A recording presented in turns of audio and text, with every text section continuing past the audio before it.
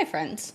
You are so lazy, which is actually the opposite of the problem that you have. The first 80% of effort gets you healthy. The final 20% is what makes you look fit. Most of the ladies I work with are already doing that 80% of the work. That's why you already look healthy, but not quite like you lift weights. And the frustrating part is you think you need to try harder, but that's not the problem. You don't need more effort. You need to get that final 20% right. In this episode, I'm sharing what that final 20% is so you can go from healthy to fit. Okay, first, let's level set. So for the ladies that I work with who are lifting weights, I typically see 2 tiers of physique that they are trying to achieve.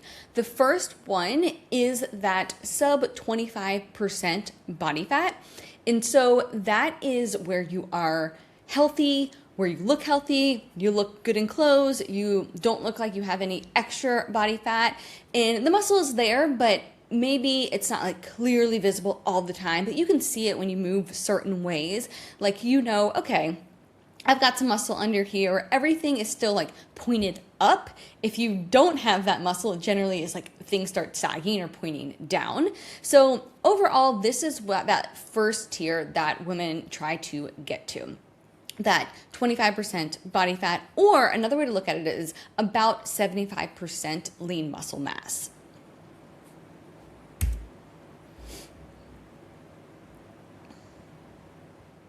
The next category is around that 20% body fat, or around that 80% lean muscle mass. So in this range is where you really start to look like you lift. Whereas around the 25%, it's like, oh yeah, she works out. Now around the 20%, it's like, oh yeah, she lifts weights. This is that like lean, defined, athletic look. Like, okay, you walk into the door and you immediately notice like, yeah, she's got some willpower, she's got some discipline, she's got some strength in there. Like the shape is just clearly visible, even in clothes, like even in a t-shirt, even in a long sleeve, like you can see the definition. This is definitely shows up in leggings. I remember I had one of my ladies be like, oh, I'm wearing leggings now. I can see my glutes into the, glute ham tie that goes out into the hamstring curl. Like this is where your physique really starts to show.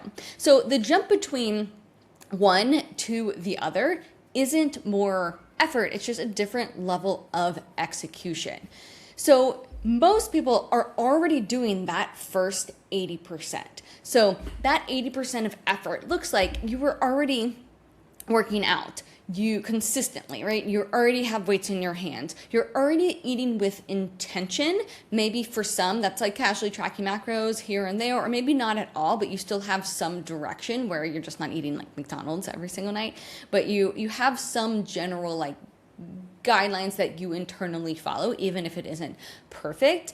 You've generally never been super overweight. So it's not something that like all of these habits kind of just feel like natural to you or second nature to you, and that's why you look healthy. So this is that 80% that you are already doing, but that 80% isn't what takes your shape to the next level. That is that final 20%. And so the final 20% is where things like start being casual and kind of blase, is that the word? Kind of easy for you, and it starts being more intentional. And so this looks like consistency that you haven't implemented before. And so that may be, for example, for certain phases, it may be going from, oh, I've like dabbled in macros, or oh, when I track, I like loosely track, or I hit 5 days per week. But that goes from that to, oh, now when I'm in a certain phase of my strategy for, 2 months, I'm hitting 7 out of 7 days per week. Like that, going from 5 to 7, that's that additional 20%, right? Or another way this may show up is, let's say maybe you casually drink alcohol. Maybe you have 1 drink a week and that's about it. So generally, you can be pretty healthy doing that. You can look like you work out doing that. But then in that dedicated time period, when you're going from healthy to fit, that one drink really impacts how quickly you're going to be able to do that.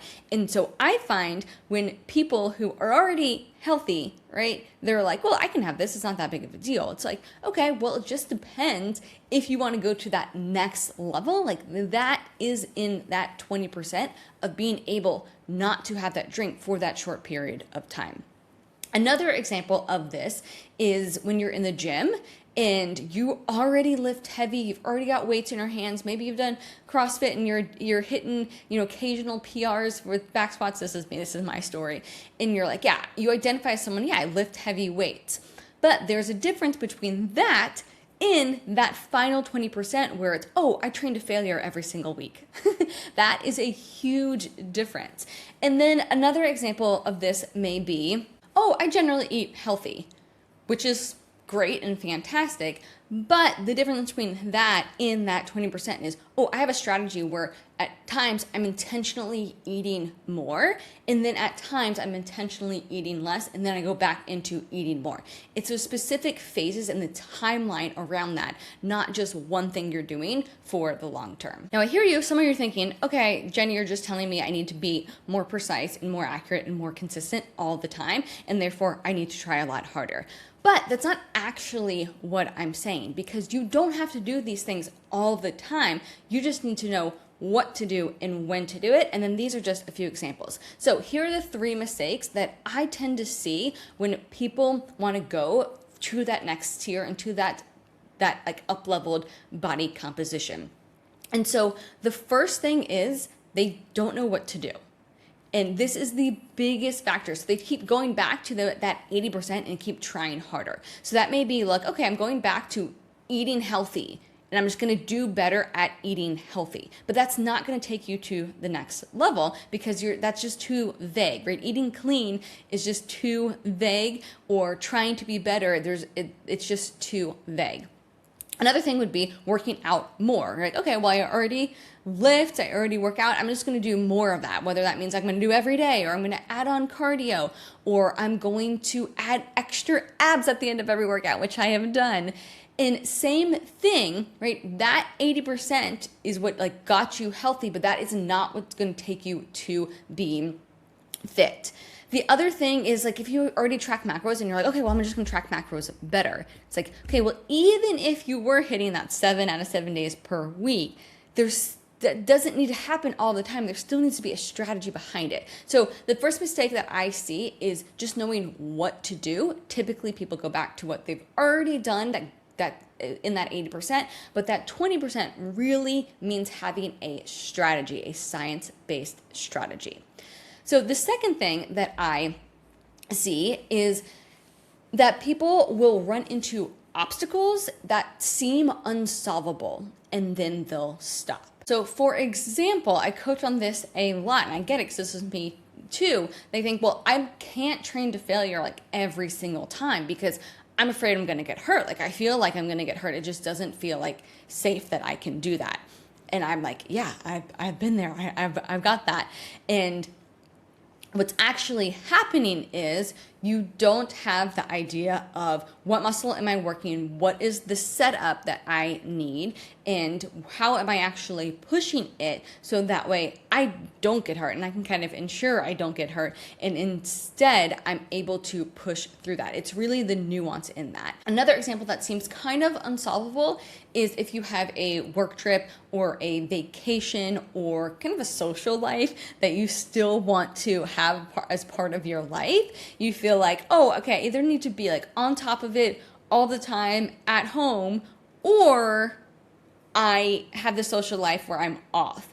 And so that can feel unsolvable, but there's actually ways to identify like, okay, when can I have more social time in and more flexibility, and when can I not?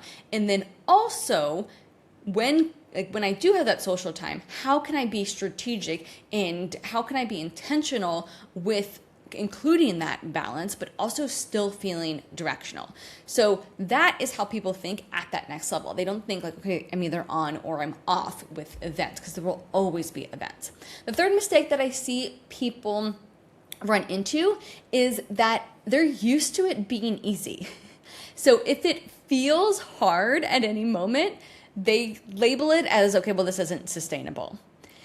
But really, you just haven't learned how to make it sustainable. You're so used to it being easy because you've enjoyed working out and you kind of enjoyed eating healthy. And so you feel like, oh, I already do these things and it's kind of natural to me. That's why I'm like naturally healthy. But then to take it to the next level, I can't quite get there because it doesn't feel sustainable. But the truth is, there's somebody who would kill for your shape right now and thinks that all the things that you're already naturally doing, they think that's unsustainable. But really, they just haven't learned how to make it sustainable. Same exact thing. So, for example, I had a client who, this is a perfect example. She's already very healthy. She's already very fit. I think her DEXA scan showed her she was like 22% body fat, right? And so now she's built a lot of muscle, and now we're decreasing her body fat now. And so she had, her husband wanted to get sushi, and so she went out and got sushi, and her kind of thought process behind it was like, okay, well, I can have sushi, like it's like, this will be fine. And so in the deficit phase, right, you have to create the deficit or you won't make progress. And so the next day she didn't make progress, and she was like, well, I don't understand, like sushi isn't that bad, and I am kind of frustrated because I, didn't estimate my macros and just kind of ate whatever. And so the thing is like, can you have sushi and still make progress? Yes, you can. But you just have to be intentional and strategic when you do it. And so we actually coached on, okay, here is actually how you would estimate macros. Here are great things for sushi. Sushi is actually like one of the easiest places to go out to eat in a deficit phase, which is actually, side note, good to know.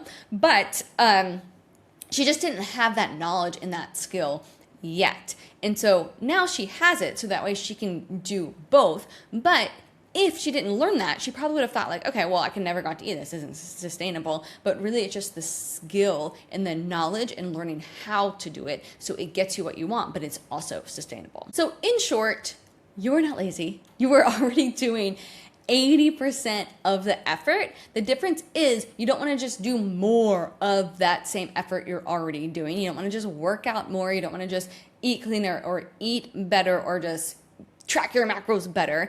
Instead, you need to learn and implement and make sustainable that final 20%. That is the sweet spot for you. That's going to take you from healthy to fit into looking like you lift weights.